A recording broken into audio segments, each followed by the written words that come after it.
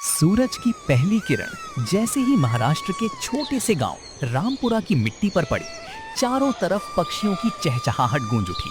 खेतों से आती गीली मिट्टी की खुशबू, कुएं से पानी भरती औरतें, बैलगाड़ी की चरमराहट और चाय की दुकान पर बैठे बुजुर्ग, पूरा गांव अपनी रोजमर्रा की जिंदगी में लग चुका था। लेकिन इसी गांव में एक ऐसा नौजवान भी था जिसकी आंखों में एक अलग ही सपना पल रहा था। उसका नाम था मोहन। मोहन के पिता किसान थे।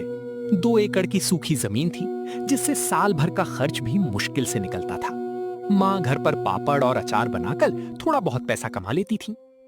मोहन 12वीं तक पढ़ा था, लेकिन घर की हालत देखकर उसने पढ़ाई छोड़ दी थी। मोहन हमेशा कहा करता था, गरीबी कोई शर्म की बात नहीं, लेकिन गरीबी से हार मान लेना सबसे बड़ी हार है। एक सुबह, मोहन, बेटा पहले नाश्ता कर ले, फिर खेत पर जाना। आया माँ, बस 5 मिनट। मोहन आंगन में बैठकर पुराने अखबार पढ़ रहा था। उसे नए नए बिजनेस के बारे में पढ़ने का बहुत शौक था। उसी समय उसका दोस्त गणेश दौड़ता हुआ आया। अरे मोहन, चल जल्दी, चौपाल पर सब बैठे हैं। क्या हुआ? कहते हैं शहर में एक दुकान खुली है जहां लोग लाइन लगाकर खाना खा रहे हैं। अच्छा, ऐसा क्या मिलता है वहां? पता नहीं, लेकिन भीड़ बहुत रहती है। दोनों चौपाल पहुंचे। वहां गांव के बुजुर्ग दत्तू पाका, सरपंच और कई किसान बैठे थे। दत्तू काका, आजकल शहर वाले बड़े बड़े होटल खोल रहे हैं। एक किसान, हमारे गांव के लड़के भी अगर कुछ नया करें तो अच्छा रहेगा। मोहन चुपचाप सबकी बातें सुन रहा था। उसी शाम मोहन अपनी माँ के साथ रसोई में बैठा था। माँ तवे पर मसाले भून रही थी।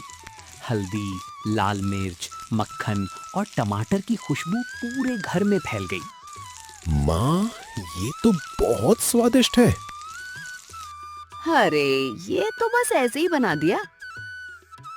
नहीं माँ, ऐसा स्वाद मैंने कभी नहीं खाया। माँ मुस्कुरा दी। उन्हें क्या पता था कि यही स्वाद आगे चलकर पूरे इलाके में पहचान बनने वाला था।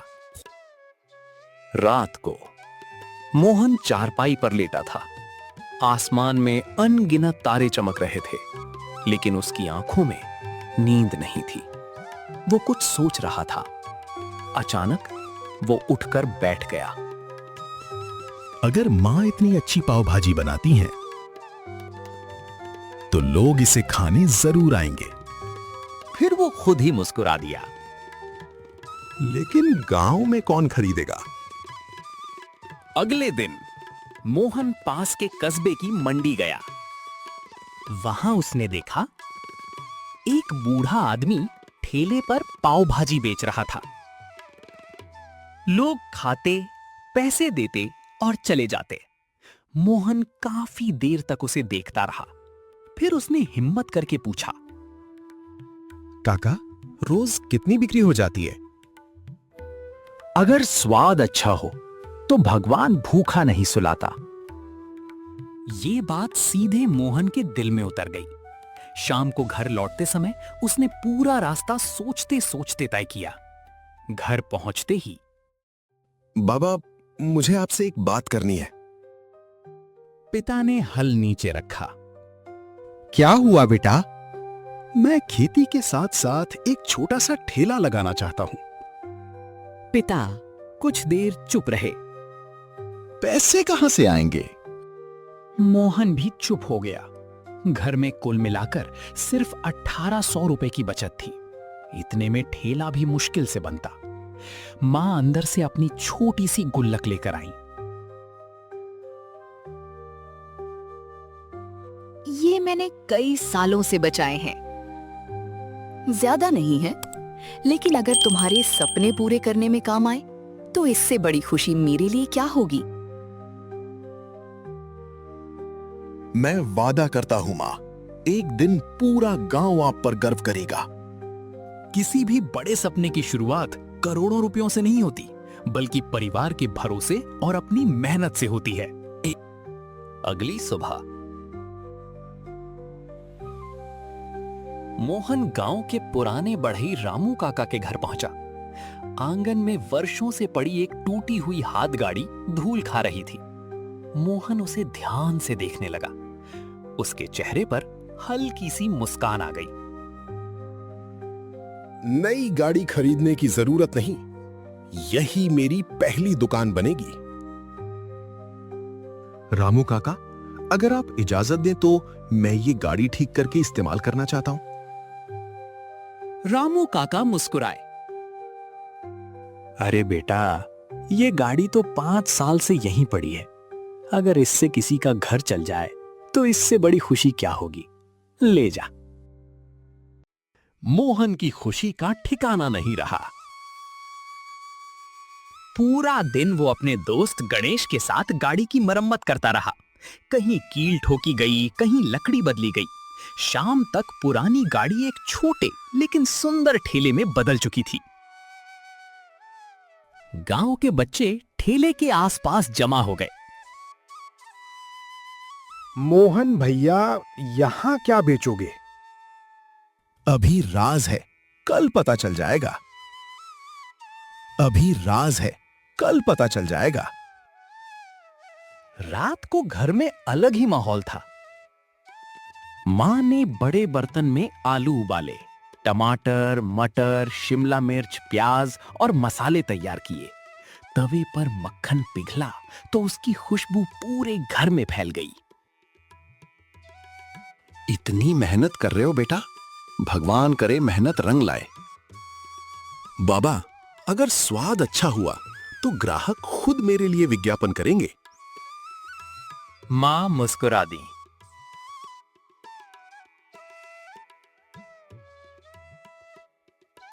सुबह मोहन ने ठेले पर एक लकड़ी का बोर्ड लगाया। बोर्ड पर बड़े बड़े अक्षरों में लिखा था, सिर्फ 10 रुपए में अनलिमिटेड पाव भाजी। बोर्ड देखते ही गांव वाले रुकने लगे। अरे, अनलिमिटेड! ये लड़का पागल हो गया क्या? 10 रुपए में तो एक पाव भी मुश्किल से मिलता है। कुछ लोग हंस रहे थे, कुछ लोग मजाक उड़ा रहे थे, लेकिन मोहन के चेहरे पर आत्मविश्वास था। सबसे पहले दत्तू काका आए।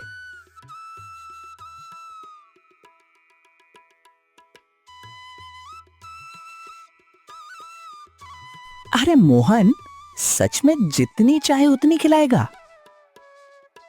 हाँ काका, जब तक आपका पेट ना भर जाए। सभी जोर से हंस पड़े। मोहन ने गर्मा गर्म पाव पर मक्खन लगाया। दूसरी तरफ बड़े तवे पर भाजी को अच्छी तरह मसलकर मक्खन में पकाया। टमाटर की खुशबू, मसालों की महक, धनिया की ताजगी, पूरा माहौल खुशबू से भर गया। गांव के लोग अनायास ही ठेले की ओर खींचे चले आए।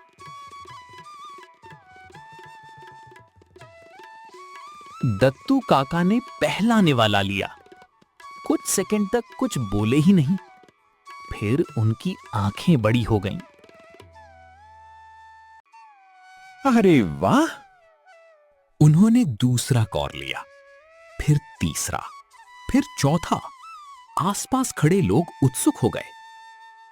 काका, कैसी है?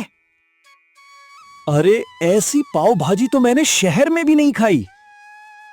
बस इतना सुनना था कि लाइन लग गई। देखते ही देखते 5 लोग, फिर 10, फिर 20 और थोड़ी ही देर में ठेले के सामने लंबी कतार लग गई। मोहन, लोग तो बढ़ते ही जा रहे हैं।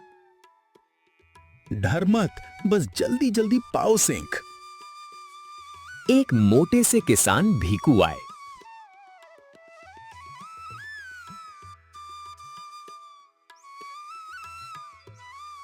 मैं तो आज पूरा हिसाब बराबर करूंगा। क्यों नहीं काका?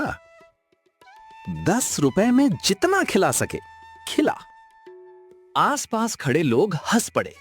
भिकू ने एक प्लेट खत्म की, फिर दूसरी, फिर तीसरी, फिर चौथी। गणेश की आंखें फटी रह गईं। अब तो नुकसान पक्का है। लेकिन मोहन शांत था। खाना खत्म होने के बाद भिकू ने जेब से 10 रुपए निकाले। कुछ पल तक मोहन को देखते रहे। फिर जेब से एक और नोट निकाला। कुल 100 रुपए उसके हाथ पर रख दिए। काका, आपने ज्यादा पैसे दे दिए। नहीं बेटा, 10 रुपए खाने के हैं, बाकी नियत के। आज पहली बार किसी ने गांव वालों को इज्जत से खिलाया है। मोहन की आंखें नम हो गई। दोपहर तक सारी भाजी खत्म हो गई। लाइन में अभी भी 10-15 लोग खड़े थे। अरे, खत्म कैसे हो गई? कल जल्दी आएंगे। मोहन ने हाथ जोड़ लिए। माफ करना भाइयों, आज पहला दिन था, कल से दोगुनी तैयारी करूंगा। किसी ने शिकायत नहीं की। सबने उसकी पीठ थपथपाई। शाम को जब मोहन घर पहुंचा, मां दरवाजे पर ही खड़ी थीं। कैसा रहा पहला दिन? मोहन ने जेब से सिक्के और नोट निकालकर जमीन पर रख दिए। मां और पिता दोनों हैरान रह गए। पहले ही दिन अच्छी कमाई हुई थी, लेकिन उससे भी बड़ी बात, गांव का भरोसा जीत लिया गया था। रामपुरा गांव में मोहन की पाव भाजी का पहला दिन खत्म हुए अभी सिर्फ 2 दिन ही हुए थे, लेकिन उसकी चर्चा अब सिर्फ गांव तक सीमित नहीं रही। जो भी खाकर जाता वो दूसरे गांव में जाकर एक ही बात कहता, अरे सिर्फ 10 रुपए में जितनी चाहो उतनी पाव भाजी, और स्वाद ऐसा कि शहर वाले होटल भी पीछे रह जाएं। यही बात आग की तरह फैल गई। रविवार की सुबह सूरज निकलने से पहले ही मोहन उठ गया। आज उसने पहले से 3 गुना ज्यादा तैयारी की थी। 2 बड़ी बोरियों में आलू, टोकरी भर टमाटर, ताजी शिमला मिर्च, हरी मटर, ढेर सारा मक्खन और मां का बनाया हुआ खास मसाला। मां तवे पर मसाला भून रही थी। बेटा, आज इतना सब बना रहे हो, अगर बच गया तो? मां, आज कुछ भी नहीं बचेगा। गणेश भी सुबह सुबह पहुंच गया। इतनी सारी तैयारी देखकर लग रहा है आज पूरा जिला आने वाला है। दोनों हंस पड़े। सुबह के 8 बजे ठेला खुला, लेकिन आज का नजारा देखकर मोहन खुद हैरान रह गया। सामने पहले से ही 20-25 लोग लाइन में खड़े थे।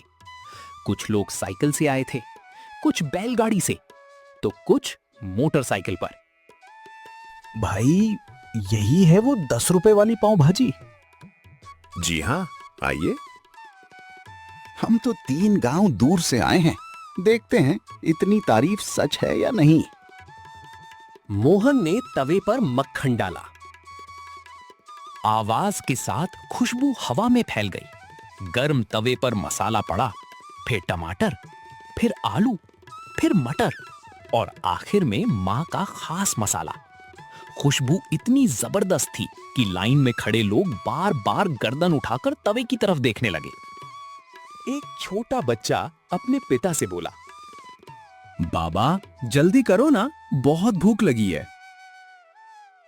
बेटा, इतनी भीड़ देखकर लगता है खाना अच्छा ही होगा। दत्तू काका भी पहुंच गए।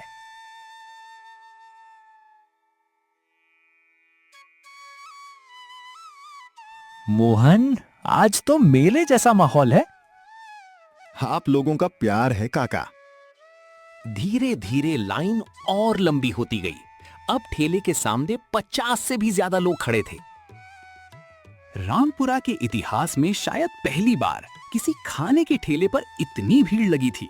पास वाली चाय की दुकान वाला भी अपनी दुकान छोड़कर पाव भाजी देखने आ गया। इसी बीच एक अमीर किसान लाला जी अपनी सफेद बोलेरो से उतरे। उनके साथ 4 दोस्त भी थे। गांव में उनका नाम थोड़ा घमंडी आदमी के रूप में जाना जाता था। उन्होंने बोर्ड पढ़ा, 10 रुपए में अनलिमिटेड पाव भाजी। वो जोर से हंस पड़े।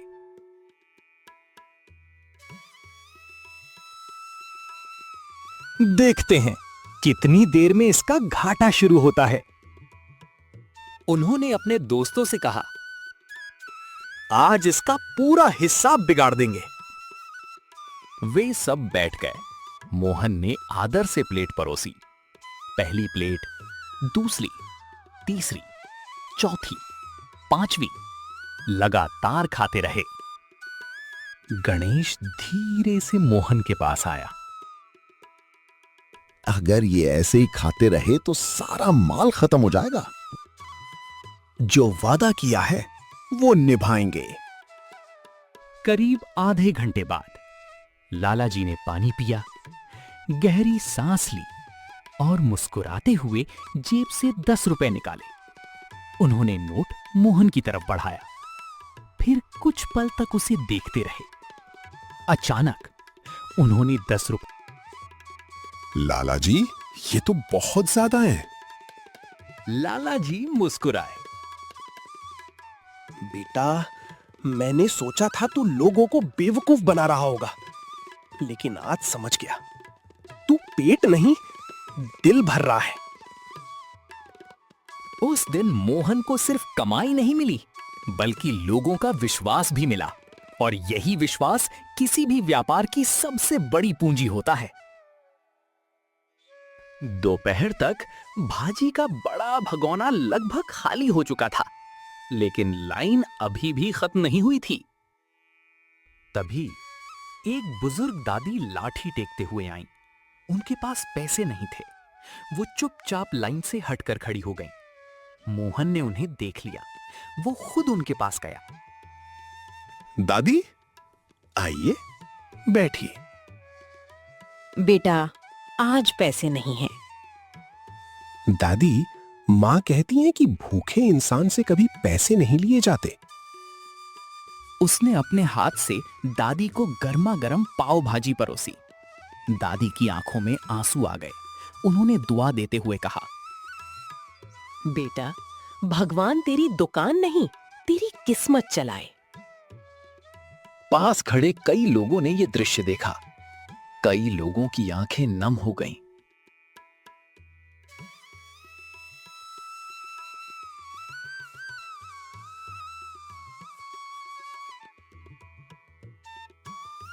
शाम तक मोहन की पाव भाजी की चर्चा अब 5 नहीं बल्कि 10 गांवों तक पहुंच चुकी थी। लेकिन हर सफलता के साथ कुछ ऐसे लोग भी पैदा होते हैं जिन्हें किसी की तरक्की देखी नहीं जाती। रामपुरा गांव में भी एक ऐसा आदमी था जो दूर खड़ा मोहन की दुकान को घूर रहा था। उसकी आंखों में जलन साफ दिखाई दे रही थी। वो धीरे से बोला, अगर इसकी दुकान ऐसे ही चलती रही तो मेरी होटल बंद हो जाएगी। उसने मुट्ठी भींच ली। अब इसे रोकना पड़ेगा। उसने अपने 2 आदमियों को बुलाया।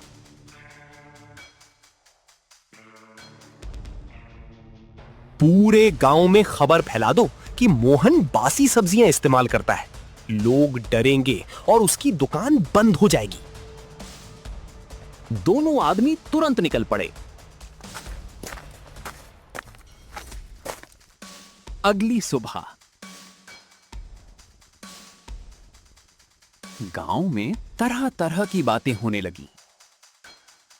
सुना है उसकी भाजी अच्छी नहीं होती। किसी ने कहा कि वो पुराने आलू इस्तेमाल करता है। कुछ लोग बिना सच्चाई जाने ही बातें करने लगे। मोहन ने यह सब सुना, लेकिन उसने किसी से बहस नहीं की। वो रोज की तरह ताजी सब्जियां खरीदकर ठेले पर पहुंच गया।